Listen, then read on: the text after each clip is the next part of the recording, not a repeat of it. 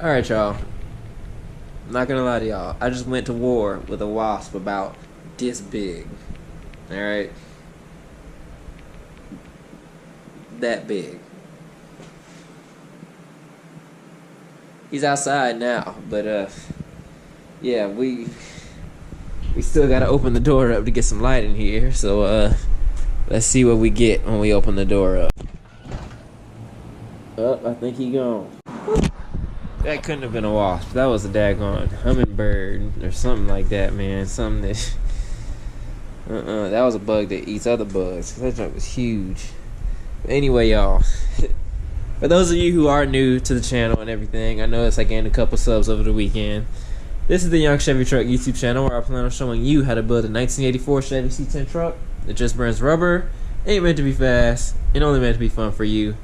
And it feels like I haven't talked to y'all in a while. I guess because, you know, of course, work weekend for me. So, feels like I haven't talked to y'all in a minute. But, didn't catch the last video. I actually got the right pushrod size for the motor.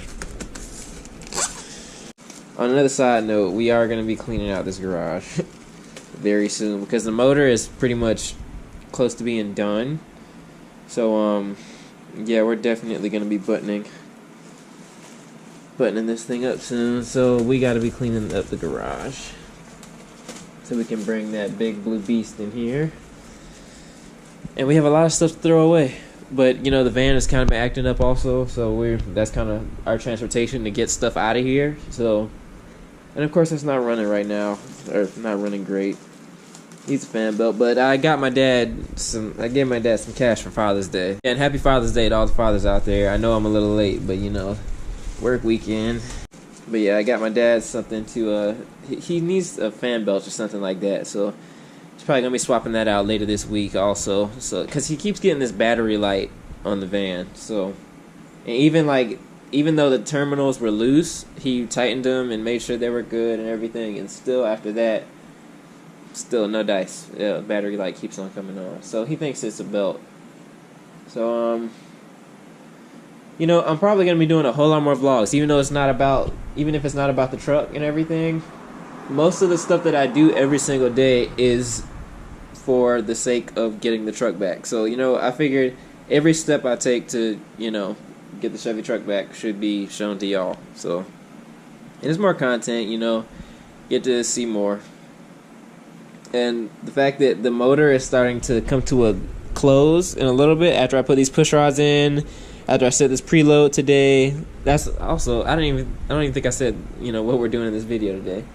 But after I set the preload, which is what I'll be doing today, then probably just gonna put a little bit of oil in here into the lifters, so that when I turn the motor, it's like pumping and, you know, actuating and all that. So that's what I did last time, so I thought it would help. So that's what we're gonna be doing today in this video. But for tomorrow, we're going to be putting the intake manifold on, and then that's going to be that for the motor. Intake manifold, and then the distributor, and then that's going to be it. And then this motor is going to be ready to go into the car. So that's exciting. But, of course, I don't really have the space right now, and I'm trying to get this thing running in June. I feel like this is a full-on roadkill type mission, but I think that kind of makes it fun in a way. And it's really motivating because I could easily button this motor up and then have no content for y'all. But no, that it's like having the deadline of June and then also having you guys watching along with me. It, you know, it's a big motivator, and it makes me want to get this done so I can start making Chevy truck content and sideways Chevy truck content. But let's go ahead and get these push rods out and get them in, and then get this preload set. I got my head mount, so y'all are gonna be on my head today. And we are gonna make it happen. Push rod it. I was gonna say push rod install with one hand, and then of course that happens. Look at me. Let me go get my head mount. Quit being stupid. Alright, let me make sure this is a good angle for y'all. I know my angles were poop in the other video.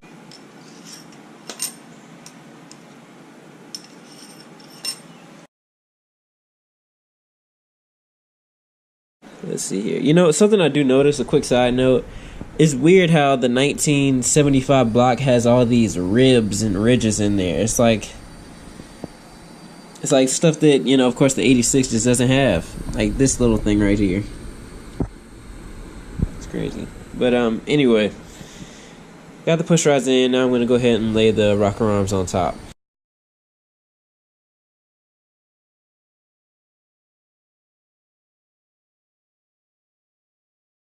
Man, if I could build small block Chevys just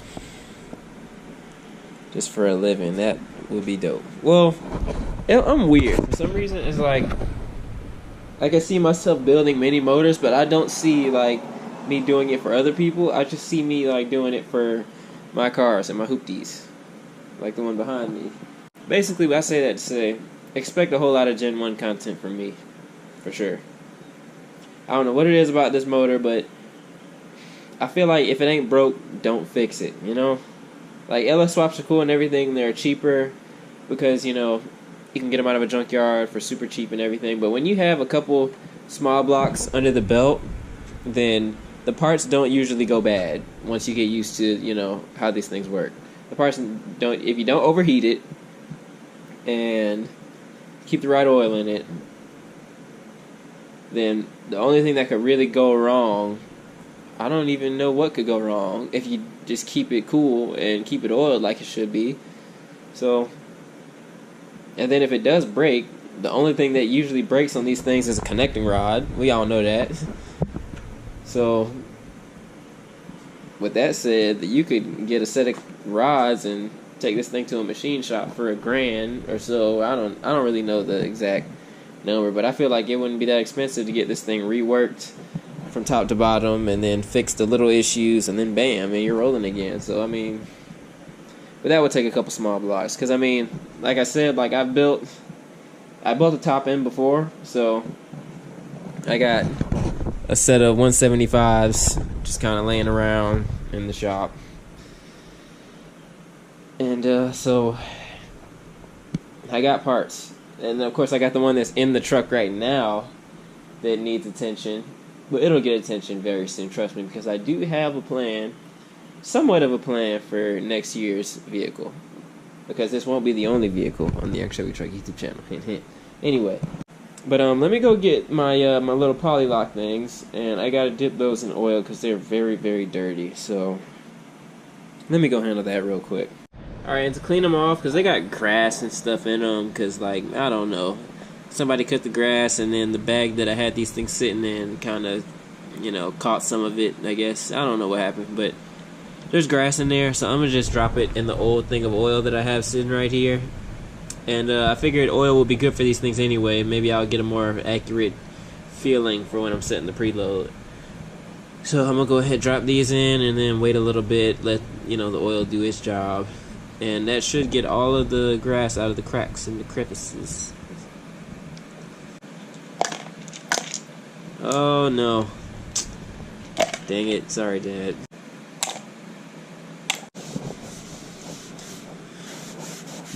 Alright, and so, well, see, I can already see the grass coming up out of them already. Oil. What a beautiful thing. Well, that's doing what it does. We'll take the available time to goof off. So, I have an idea. If this video gets 50 likes, guess where I'm gonna put this Trick Flow sticker? I'm officially confused because I thought I had this thing right at TDC. Let me see if I can feel the piston. Yep. Feel the piston. So that is that's quite interesting. Alright, y'all, after a little bit of confusion and everything, I did some research, called my guy up north, and he is telling me that just to find TDC, wait till the intake closes. Wait till the intake, to find TDC, you have to wait till the intake opens and closes, and then the piston is at the top. And that's it.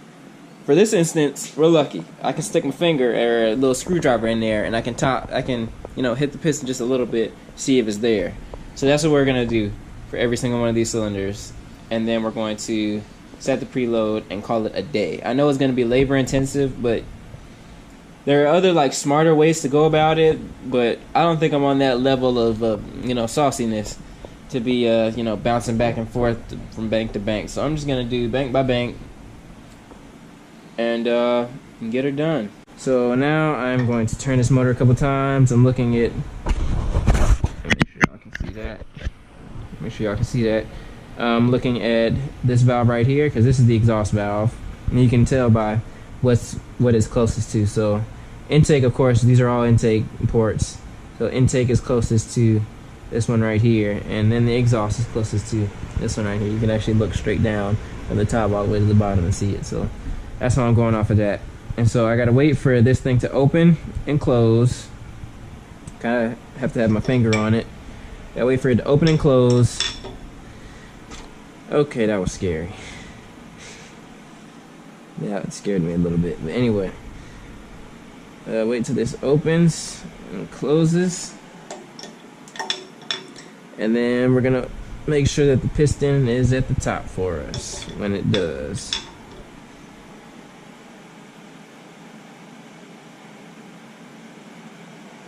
Boom. Alright, so it's closed now. So now we gotta make sure that the piston is at the top. And I know it's not. I know we're gonna reach in here and feel nothing. Nothing. Like I thought. So we're gonna turn this a little bit more.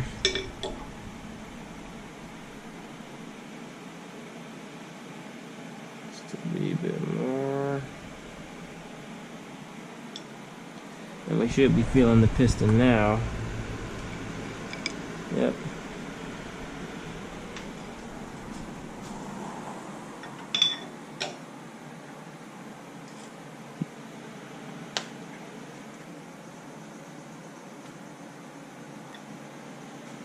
And so this should be TDC for that cylinder.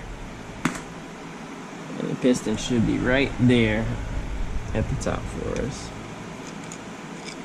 Boom. It's at the top. Intake open and closed. So that should be good to go. Tell me if I'm wrong, y'all. I really appreciate, any comments, because I'm not really, this is like not uncharted territory. I've done this before, but for some reason I'm just a little confused on it now today.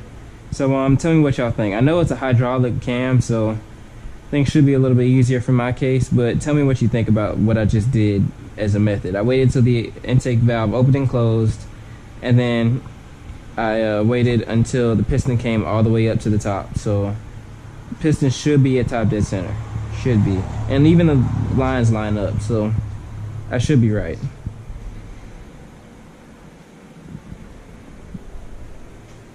So let's go ahead and get our locks. Let me go get a paper towel because I know this is going to be a dirty job to put these things on here.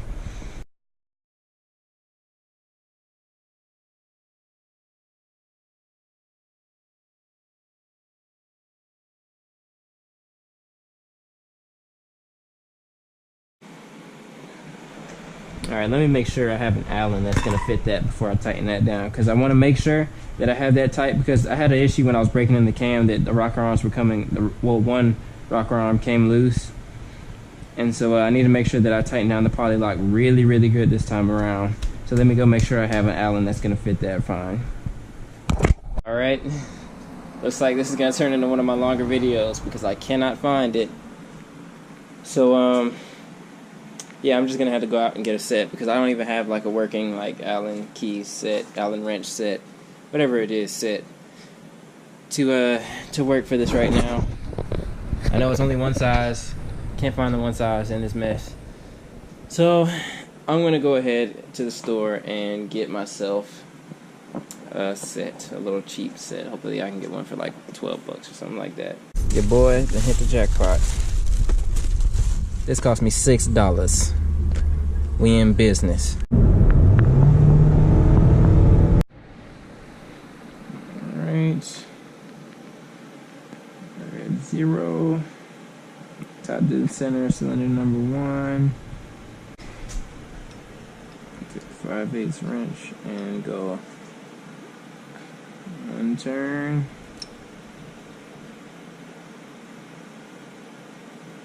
Tighten it in that position.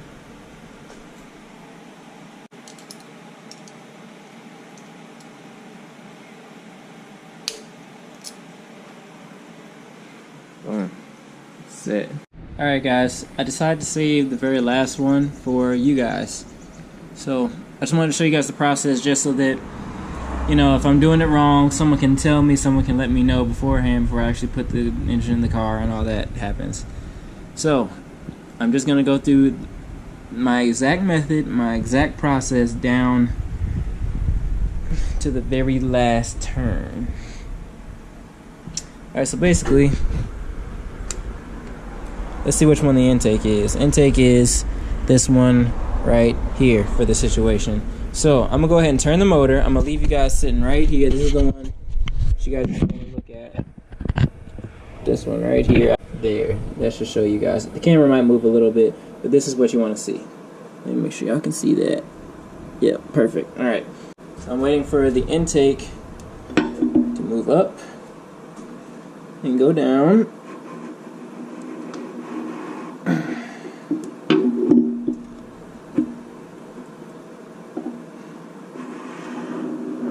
Alright, there it goes up. Should be coming down right about now. You kind of have to push it down because it's not going to fall down on its own right now.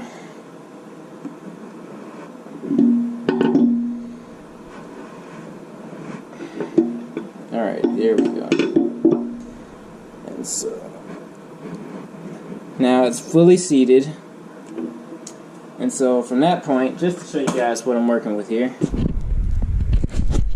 I take a screwdriver and I go and feel for the piston, and of course it's not there yet because the intake valve just closed. Let me set you guys back in here. I'm gonna just, you know what? So I don't need to show you guys that. So now I'm just gonna turn the motor a little bit more, just a wee bit more.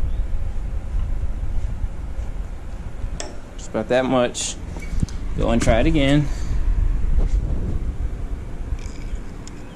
Feel the piston a little bit more, and there's an ant on the side of my motor. Feel the piston just a little bit more.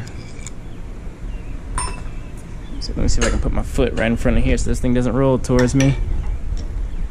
And then I turn it just a bit more. Little by little, you know, of course. And there the piston is, right up top. You can probably hear it contacting it. That's not the wall of the spark plug, you know, thread hole. That's actually the piston right there. So that's a bit. So from my understanding, I was told that just make sure that there is no pressure on the valves, no pressure on the lifters from the cam when you're setting the preload, and you're good to go because it's a hydraulic lifter. That's the assumption I'm under. I like to see what everybody thinks though. So let's see here. Now I'm gonna go ahead. Right there. I like to use my left hand for twisting and my right hand, just because I don't know why. I'm just used to doing it that way. So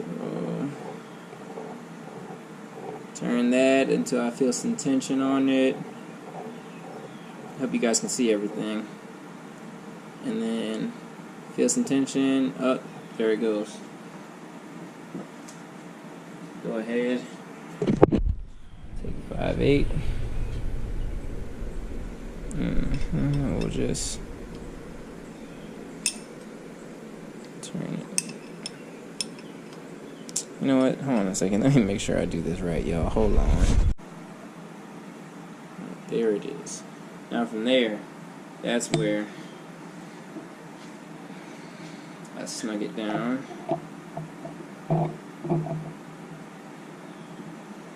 Like so.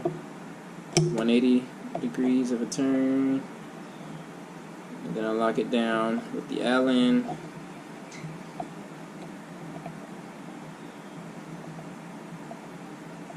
Boom. And that's it. And then it's set. So guess I could go ahead and do the other one, but it's gonna be like the exact same process as that one. So, but might as well. There's the tension. Alright,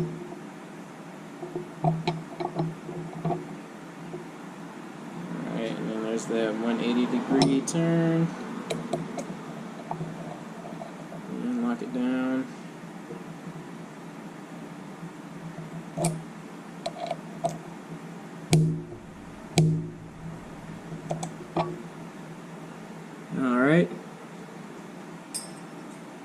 And we're done now. So I really would appreciate y'all, if y'all gave me feedback on, the process that I just used. But I think it's working pretty good. All of them, none of them are loose. None of them get too loose, under any different, circumstance of where the motor is turned. So I think I did perfect, and I think it's ready to run. But what I am going to do for the lifters, I'm definitely going to put some oil down in there and turn the motor just to, I don't know, pump a little bit up somehow. I don't know. It's just for my health, I guess. And I'm also going to make sure that, that the lifters are actually turning in the bore. So I guess this one's pretty much done, y'all.